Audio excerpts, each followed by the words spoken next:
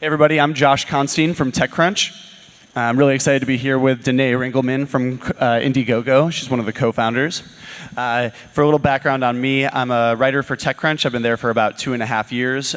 Before that, I was studying at Stanford, doing a master's in cyber sociology, so studying how humans interact over the internet. And since being at TechCrunch, I've covered a lot of social networks, but then also a lot around crowdfunding and startups. And I'm really interested to hear a lot about how crowdfunding is changing the market for how startups get off the ground, specifically for wearables. So why don't you tell us, how does a company know if crowdfunding is right for them?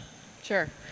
So since we started Indiegogo back in 2008, the word crowdfunding actually didn't exist back then, but the industry has evolved a lot. So in the beginning, when we launched, we were really launching as a platform to empower people to fund what matters to them, whatever that is. We saw that finance was riddled with gatekeepers, and therefore asset allocation and capital allocation was really inefficient, and as a result of that, incredibly unfair. So ideas were not going born. There are millions of ideas not going born every day simply for this lack of access to efficient capital. So when we started Indiegogo, we created this open ecosystem for all ideas to have an opportunity to at least try and get their idea off the ground. Fast forward 6 years, we've been grown to millions of dollars every single week. We're distributing money all across the world, every industry, entrepreneurs, creatives, charities, you name it. People are funding these ideas, and it's incredible. And so for entrepreneurs today, what Indiegogo has become is not just a place to access capital if you've been traditionally locked out of capital, which is kind of where we began. So for example, if you couldn't get a bank loan or a venture capitalist wouldn't call you back, Indiegogo has been that place where you go on and raise money and actually prove that you've got a market. We actually had a campaign out of London called Gravity Light, which it was an interesting product where 30 seconds of lifting created 30 minutes of energy. And brilliant idea. He saw it as an alternative in the developing world to kerosene, which was both dangerous and expensive. And so he went to the venture world to ask for money to help him prototype this and bring it to market. And they said, sounds like a brilliant idea, but we have no idea if there's a market for this. So instead, he went on Indiegogo, raised $400,000, and instantly, by the time his campaign had ended, he still hadn't prototyped it, but just the proof point in raising that amount of money from thousands of people proved that there was a market. And so those venture capitalists then came in and were interested in investing. So Indiegogo has now become this incubation platform, but what's also happened, which I think is the really interesting thing, is that it's becoming a way for entrepreneurs to build the confidence that they've actually got something that the world wants. So what I mean by that is that even venture-backed entrepreneurs now with products and wearables are now using Indiegogo as a way to really refine their product market fit. So what I mean by that is when you launch a campaign and you set your funding target and you offer different perks for your product, you can actually use the campaign experience to get smarter faster. And what I mean by that is you can offer your product at certain price points, and once they sell out, you can offer the exact same product, for example, at a higher price point and really test the willingness to pay. You can also test features, you can test colors, you can test use cases. We give you a ton of referral analytics on the back end, so you not only know where traffic is coming and who's converting into funding, but you also know which individuals and outlets are actually driving the most traffic as well as dollars. So you can get really smart on your customers. So that was how to use Indiegogo for Dummies in like 2 minutes, but like let's try unpacking that a little bit so people can break down what the actionable insights from all of that is. Mm-hmm. So specifically, if a young company is trying to figure out if they should take crowdfunding or if they should go to VCs, does doing a crowdfunding campaign hurt their chances of getting VC because VCs want to be in really early at the seed round stage? No, the capital you raise on Indiegogo is non-dilutive capital. So you're not giving up any equity right now. But it actually, I think, helps your chances of getting venture, because what you're doing is you're learning a lot about who your customers are, where they are, how much they're willing to pay, what features they want, what use cases they want. So you actually are equipped with a lot more data than you would be when you just have an idea and a promise of a market. And so actually venture investors are getting more and more interested in, we're actually now hearing from venture investors say, I love this idea when they get pitched by an entrepreneur, but go run an Indiegogo campaign, prove you have a market, prove you got good product market fit, and then come back and talk to us, and we'll be here to help amplify it further. So have you seen big companies like getting acquired out of Indiegogo? There's a lot of companies that go on and merge with other companies or raise more additional capital to grow.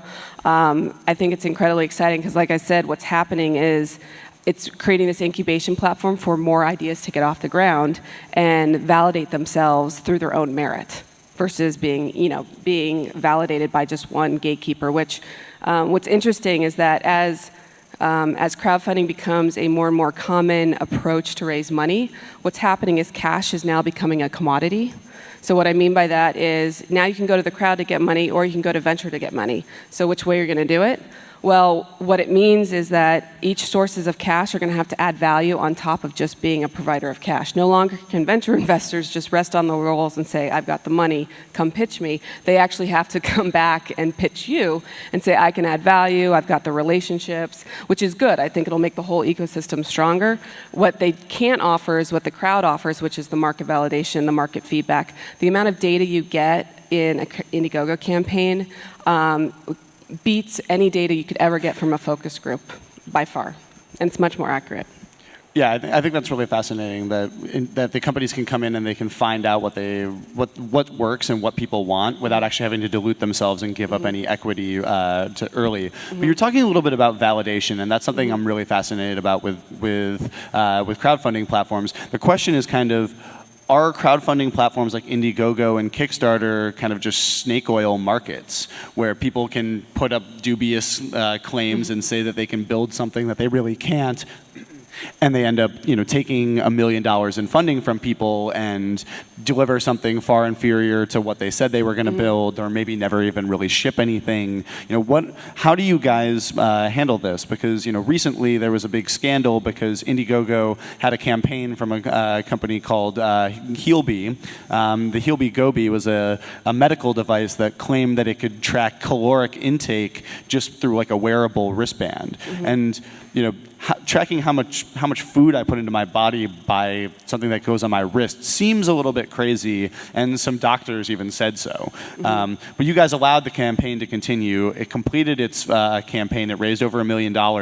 And in the meantime, you guys changed your fraud policy to say that you catch any and all fraud to saying that you review everything for fraud but can't necessarily catch them.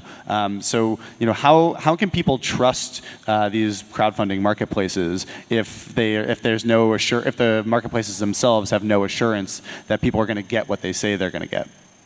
So it's a great question. And so what Indiegogo has been doing since the beginning is continually refining our trust and safety system. So when we started Indiegogo, we believed at our core in being open. And we wanted to be the YouTube of funding. We did not want to judge people up front based on the quality of their idea. If we did that, we would just become the gatekeeper ourselves.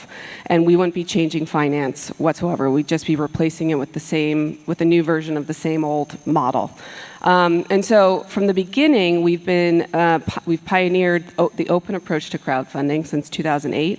And we've continued to refine and build on our trust and safety protocol. So every campaign does get reviewed based on the level of review that it needs. And we use a combination of customer-driven algorithms and operational processes to vet out and make sure that everything that is coming up is valid and legit. So I don't know. Like operational policies and stuff. Like, how do you actually investigate these companies? Like, if somebody says, I build a jetpack that lets you fly. Like, how do you go look into it and say, like, this actually works and this is actually safe? Like, well, this is what funding is. We're funding innovation. Remember, and we also you need to remember that when ideas are coming out, we all know the entrepreneurial journey. Not everything goes according to plan, and so what we've done is create a communication system where people can show how they're innovating. 100 years ago or 200 years ago, if someone said, I'm going to be able to talk to somebody in a different continent, somebody would have said, you're crazy, that's impossible. How do you do it? Well, someone figured out how the phone works, and now we have internet and Gmail. So right, but innovation is constant, and so you have to, what we do is we make sure we don't judge. There's scientists disagreeing all the time. You have people with different opinions, and that's the beauty. You want that open ecosystem where people can debate, and that is what drives the innovation forward. I'm all for funding innovation. I'm not all for funding jetpacks that either never leave the ground or explode once they're in the air.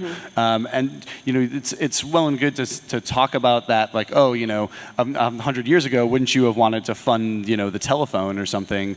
But it's different because back then the companies that were funding these innovations were big companies that had a lot of people doing their due diligence research. You're putting these campaigns up and allowing people to just fund them without necessarily, like, these are random people. They don't have access to the research means to be able to actually vet some of these claims. The crowd includes a lot of people. It actually includes more researchers potentially than what can be housed inside of a company. But when they're only putting up $100 instead of putting up $100,000, there's a lot less incentive for any one of them to do all the research to properly vet any of these companies. Well, that's the power of bringing the crowd out and letting the conversation and the communication to happen and people to do their own due diligence that they want. We don't force anybody to fund anything. I'm saying this because there's people in the crowd who are building really amazing devices, and they probably have competitors who say that they're building things that are just as good that aren't. And I'm trying to help these people to be able to make sure that the ones who are actually building something that works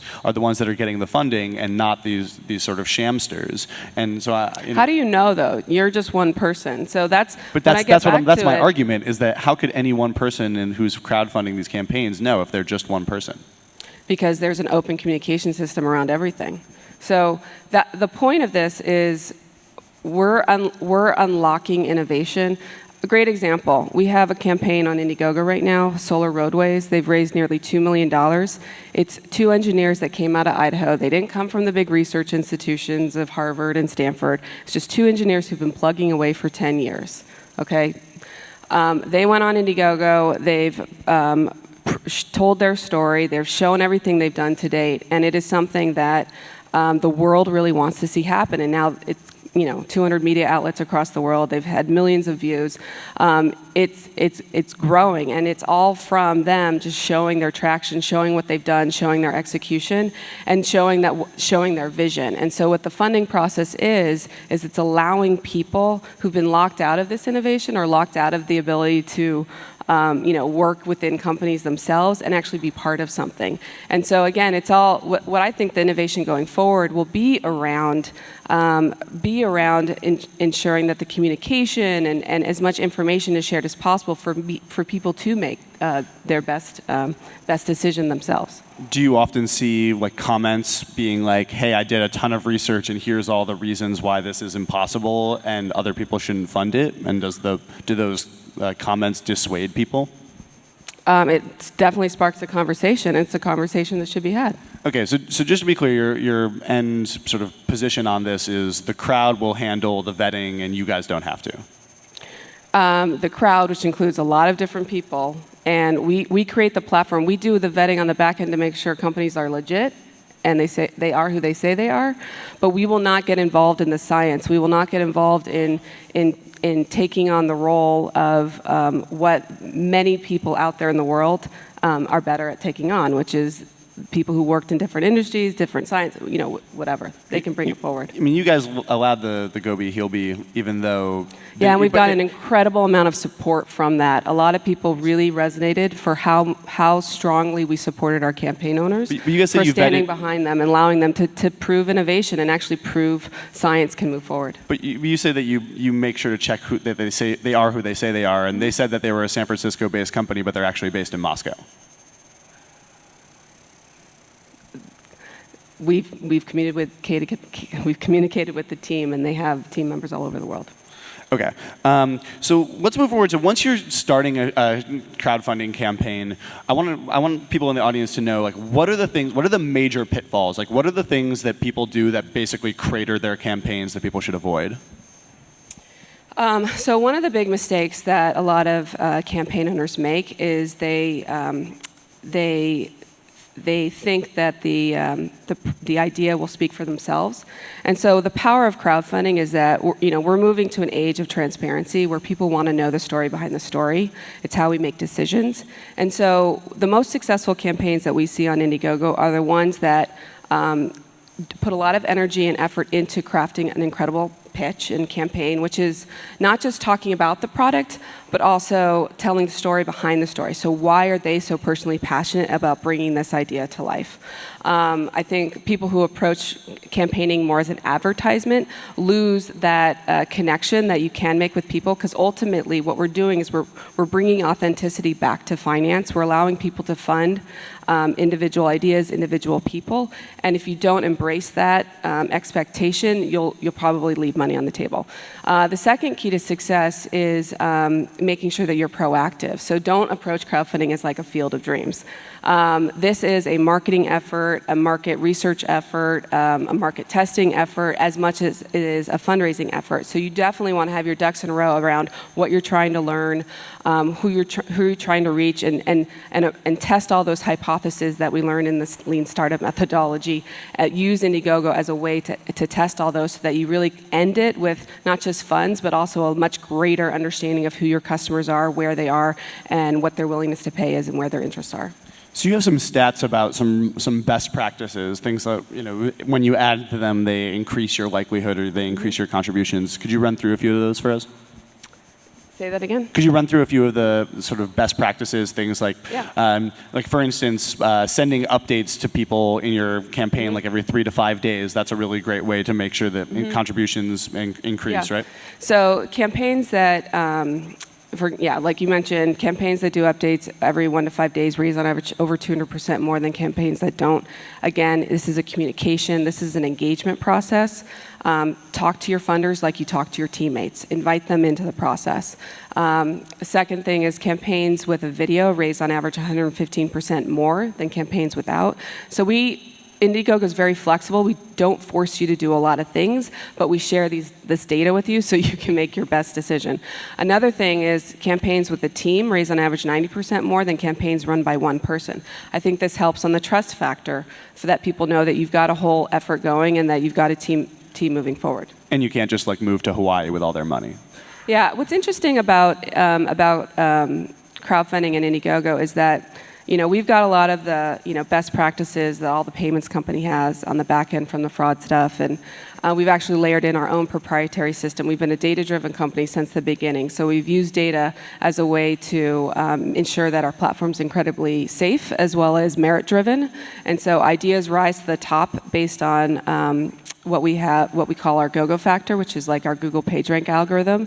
It's an algorithm that measures the activity of a campaign and the responsiveness of the community. And so the harder you work and the more your community engages, the higher your GoGo factor, and then the more placement and promotion you get on the site. And so it's all the same factors that go into raising money, but it's our way of keeping a very merit-based system so that if you're working hard and doing everything right, the power your destiny and success is in your hands. It's not in ours. So another example of something to do is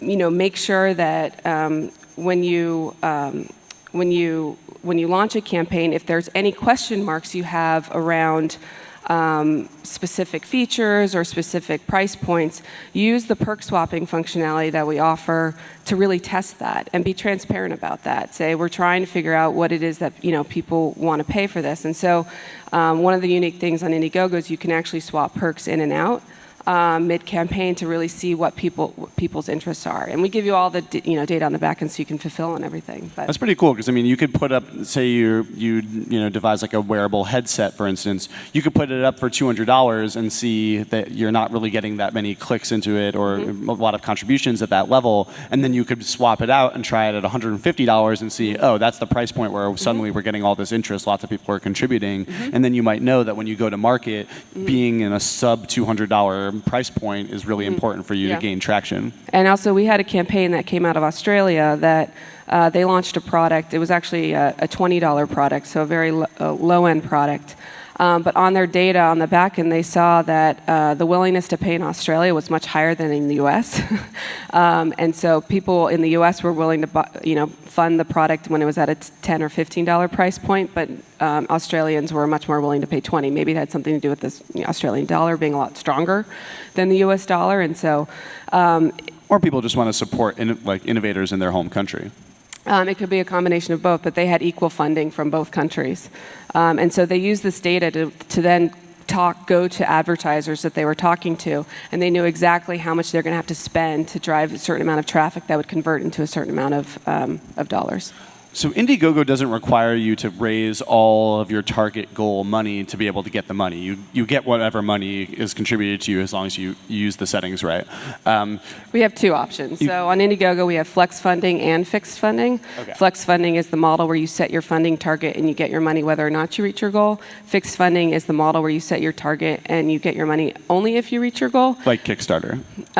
It's similar in that, well, no, there's a very big difference. On Indiegogo, we have no leakage because we use a transaction model versus a pledge model. So the difference being on Indiegogo, when somebody funds a fixed campaign, dollars leave their account and it's held. And only if they don't reach their goal, then the dollars are refunded. Versus in the pledge system, it's a promise. And so if credit cards change or people cancel their funding last minute, it can affect the results. And so for that reason, a lot of people who want to use the fixed system choose Indiegogo because of that transparency, and it's much more fair for the campaign owners and the funders. You guys Less charge gimmicks. And you guys charge 9%. That's like what you guys take in terms of the contribution. We take 4% when the funds, when you raise your money and you reach your funding target in both fixed and flex funding. In fixed funding, if you don't reach your target, the money goes back to the customers and no fees at all, so it's free. And then in flex funding, if you don't reach your target, then the fee is 9%. And we did a lot of A/B testing around this and actually found that having a slightly higher price point helps campaign owners reach their targets more. And so we actually drive success by that. Great. So I think looking at your own crowdfund campaigns, realize that you can crowdfund even if you think you're going to raise VC later, if you want to be acquired later, or if you just want to figure it out later. Just make sure to be transparent about it. Using a video, doing frequent updates, having a team behind you, all increase your likelihood of raising money. The last thing I would say, and I guess this is also another big mistake that a lot of campaign owners make. A lot of campaign owners go on there and they ask for money. And I know it doesn't sound intuitive, but don't. This is not charity, especially for this audience. This is an opportunity to actually invite your community into the ideation and creation process, a process that most of us are locked out of because we're not as innovative or technology forward as you guys. So, and if we are interested, it's a way for us to lend our skills and our knowledge without fully jumping in. And so, campaign owners that approach Indiegogo as an invitation process and a community building process do far better than campaigners that say, I just need money and please give it to me. People want to be part of cool things. There's actually 4 reasons people fund anything on Indiegogo. Our research shows this and all the data shows this. We call them the 4 Ps to make it easy to remember so that when you're crafting your campaigns, you can think about your funder from this perspective. The first P is people. So people fund people. They don't just fund ideas, they fund people. So that's why it's so important to put you into the video and talk not just about what you're doing, but why you're doing it and what's the big impact you're trying to make on this world and what problem you're trying to solve. The second P is project and passion. So they have to love what you're actually doing. The third P is participation. So this is the option to actually be part of something bigger than yourself. If you're working a day job and you think this technology is really cool and you want to contribute to it, but you can't quit that day job to go full steam, here's how you can stay involved and help. And then the 4th P is the perk. They want the actual P. The 5th P that will arise soon will be profit, which is to the gentleman's question at the beginning, will come when equity crowdfunding is fully launched. And that's something we're very excited about. When I started Indiegogo, I wanted to democratize investing. The SEC laws made it prohibitive when we took it online, and so we parked that. We ended up partnering with the U.S. government and Startup America, and Jobs Act passed because of our case studies and all the campaigns using Indiegogo. And so we're just waiting to figure out what the final regulations are and then figure out what makes sense. Do our customers really want equity crowdfunding as well? So if all the crowdfunding stuff goes through and non-accredited investors, just like anybody, can invest in exchange for equity, Indiegogo wants to offer that? We're very it's philosophically and ethically it makes sense for us. We want to empower people to fund what matters to them, whatever that is, however that is, wherever that is. And so it's just a matter of us hearing what the regulations are and then figuring out how to solve for that and provide the best customer experience with it. Well, I hope that if you guys get into that direction, that you look really deeply at how you're handling fraud stuff, because obviously if people think that they're going to possibly make a profit by investing in one of these companies because it's going to get big later, it's going to become even more important that they know that what they're investing in is real and they're not getting shammed. So. Yeah, I mean, a lot of the reason the Jobs Act passed, the big question mark was around risk, and so we were there in DC walking them through all of our fraud algorithms and all that, and that's what actually helped the law pass. So unfortunately, I can't share all of our details with you guys because if we did, then the fraudsters would take advantage of that. But we're ahead of the game in this, and we'll continue to because we'll have to continue to iterate in this space. And again, it's something we're doing not because of the law or whatever. It's because we want to create the safest environment, and we want to make sure we maintain our open system because the last thing we want to do is become a gatekeeper. Otherwise, we're not changing finance at all. I would say that instead of the last thing you wanted to do is be a gatekeeper is wanting to fraud people. So I would definitely look at that because that to me seems like the real issue here. And that if you're saying that the crowd is the one who has to vet these things, leaving it up to like a mob and you always assuming that somebody else is going to handle the vetting and it could be really problematic. So well, we have a lot of systems on the back end that take care of a lot of this stuff, so that there's things that you guys don't see on Indiegogo that we've already pulled because of all of that. Fraud, an evolving issue with crowdfunding for startups. Thank you very much for coming and talking with us today. Yeah, Thanks you guys for watching.